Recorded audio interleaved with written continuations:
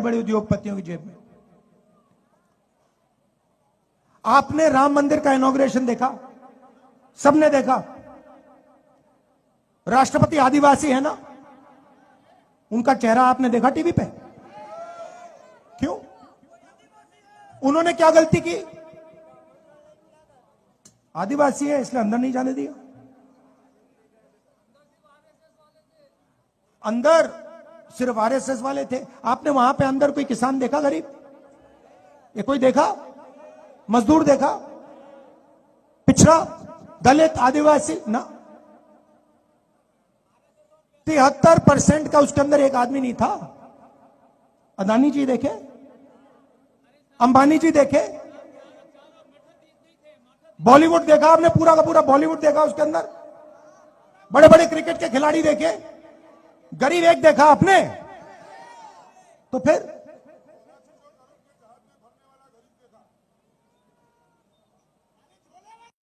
हाँ, तो ये हो रही है राजनीति। इसीलिए हमने भारत जोड़ो न्याय यात्रा शुरू की है। इसीलिए हम 4000 किलोमीटर चले। आप कहोगे भाई 4000 किलोमीटर चलने की क्या जरूरत है, हमारी बात ही नहीं रखते।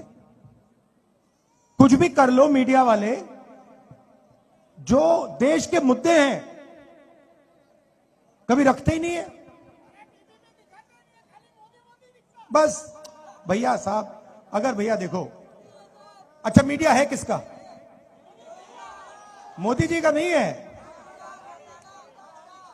बड़े बड़े उद्योगपतियों का है। आप जानते हो नरेंद्र मोदी जी ने हिंदुस्तान के 100 सबसे बड़े उद्योगपतियों का कितना कर्जा माफ किया है? 16 लाख करोड़। 16 लाख करोड़। अगर भैया कांग्रेस पार्टी 50 उद्योगपतियों का 16 लाख करोड़ रुपया माफ कर देती तो 24 घंटे आपको कांग्रेस पार्टी मीडिया पे दिखती। हमारी राजनीति किसान की है, मजदूर की है, गरीबों की है। 1 मिनट नहीं दिखते हम लोग।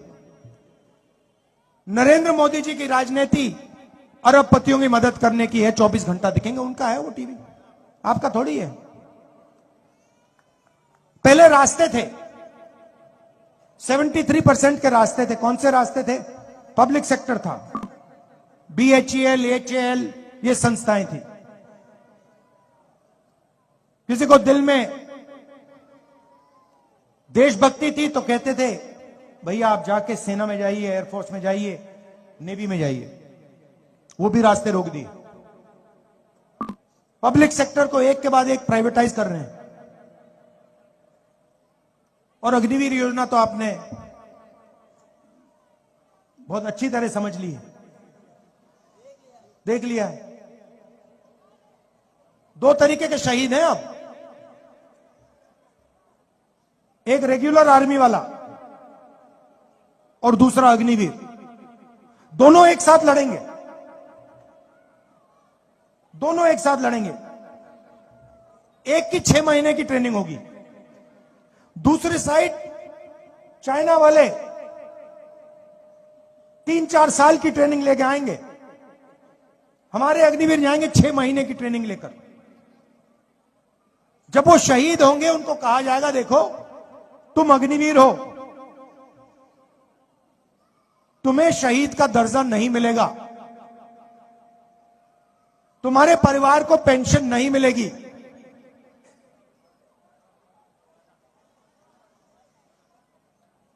वो ठीक से लड़ेगा क्या? सवाल नहीं उठता। उसको मालूम है कि अगर मुझे कुछ हो गया तो सेना मेरी परिवार की रक्षा नहीं करेगी। और उसके साथ जो लड़ेगा, जो अग्निवीर नहीं है, वो कहेगा मेरी पूरी की पूरी रक्षा होगी, अगर मैं शहीद हो गया मेरे पूरे परिवार की देखभाल होगी, पेंशन मिलेगी, शहीद का दर्जा मिलेगा। तो नतीजा आपको मालूम है। अग्निवीर क्यों आया? कारण क्या है? क्या कारण? मैं बताता हूं। ट्रेनिंग का बजट कम करना है, पेंशन का बजट कम करना है, और वो जो पैसा ट्रेनिंग और पेंशन में जाता था वो हथियार खरीदने में डालना है। हथियार के इंडियन डिफेंस के सारे कॉन्ट्रैक्ट देख लो, ड्रोन के कॉन्ट्रैक्ट देख लो, हथियार के कॉन्ट्रैक्ट देख लो, सारे के सारे एक ही व्यक्ति को जा रहे हैं। नई राइफल आ रही है, इजराइल में बनती है, अदानी जी का जॉइंट वेंचर है, यहां पे बेचेंगे, आर्मी को बेचेंगे, सीधा पैसा आएगा। पहले कारतूस इंडियन ऑर्डिनेंस फैक्ट्री बनाती थी, अब आने वाले समय में गोला बारूद कारतूस अदानी जी बनाएंगे, राइफल अदानी जी बनाएंगे, हिंदुस्तान की आर्मी खरीदेगी। इंटरनेट पे जाओ, मेरी बात मत मानो, इंटरनेट पे जाओ, अदानी डिफेंस लिख लो, उसमें देख लो कहां की राइफल बन रही है, कौन सी राइफल बन रही है, ड्रोन कहां का है, कैसे बेच रहे, सब लिखा हुआ है वहां पे। तो ये हो रहा है देश में, जनता को बांटते हैं, नफरत फैलाते हैं, एक धर्म को दूसरे धर्म से लड़ा देंगे, जात को जात से लड़ा देंगे, भाषा को भाषा से लड़ा देंगे,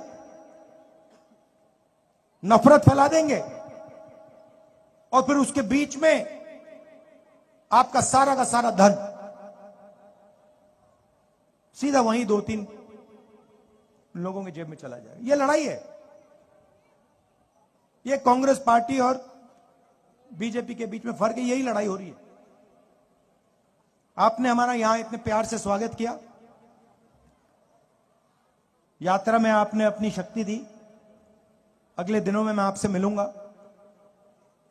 बहुत टाइम मिलेगा मिलने के लिए, सेल्फी लेने के लिए, हाथ मिलाने के लिए। आप सबका दिल से धन्यवाद करना चाहता हूं।